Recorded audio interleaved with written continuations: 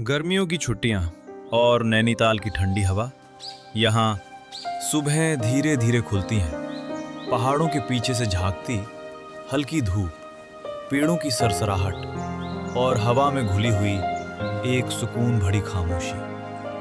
छोटे छोटे घर, पत्थरों की दीवारें, छतों पर रखे गमले और हर कोने में बसी हुई सादगी। वक्त यहाँ भागता नहीं, बस ठहर कर चलता है। उस शाम बिना किसी वजह के मैं बस यूं ही निकल पड़ा। पतली पगडंडी, दोनों तरफ ऊंचे पेड़, हवा में ठंडक और मिट्टी की खुशबू।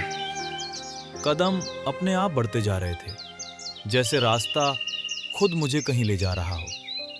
तभी मेरी नज़र एक घर पर पड़ी, थोड़ा ऊंचा बना हुआ, सामने छोटा सा चबूतरा और लकड़ी का दरवाजा आधा खुला हुआ।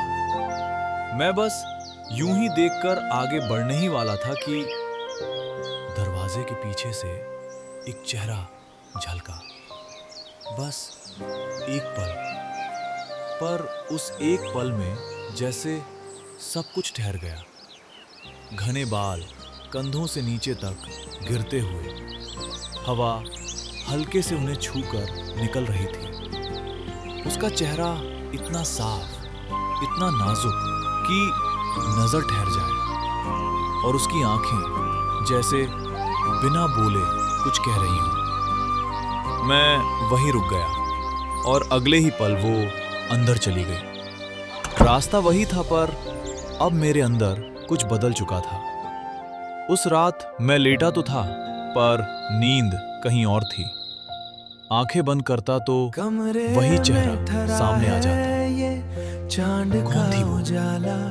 दिल पहली बार बिना वजह इतना बेचैन था। अगली शाम मैं चाय का कप हाथ में लिए बैठा था। हल्की हवा दूर से आती, धीमी आवाजें।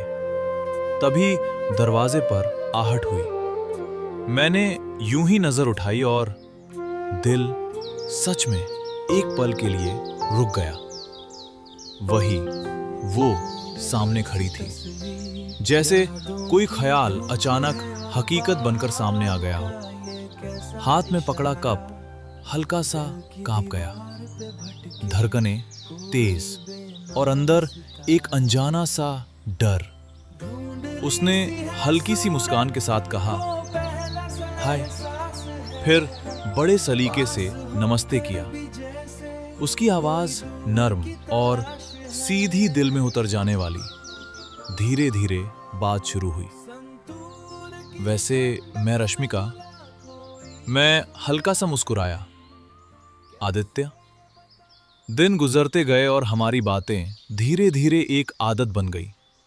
एक दिन वो हंसते हंसते अचानक चुप हो गई। तुम इतने चुप क्यों रहते हो?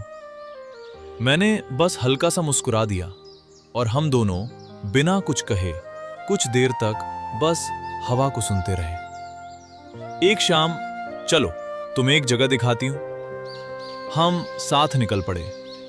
हम एक ऊंचाई पर जाकर रुके। नीचे पूरा गांव, दूर पहाड़ और आसमान में ढलती हुई शाम। वो कुछ कह रही थी और मैं बस उसे देख रहा था। मुझे कुछ सुनाई नहीं दे रहा था। अच्छा है ना? हाँ, पर सच में मैं उस जगह को नहीं, उसे देख रहा था। धीरे धीरे सब कुछ और करीब आने लगा। फिर एक दिन सब लोग साथ में घूमने निकले।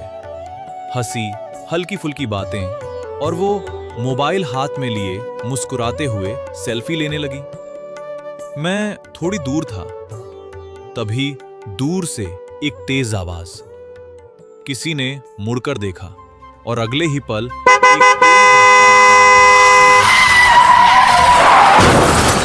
मोबाइल उसके हाथ से छूटकर दूर जा गिरा।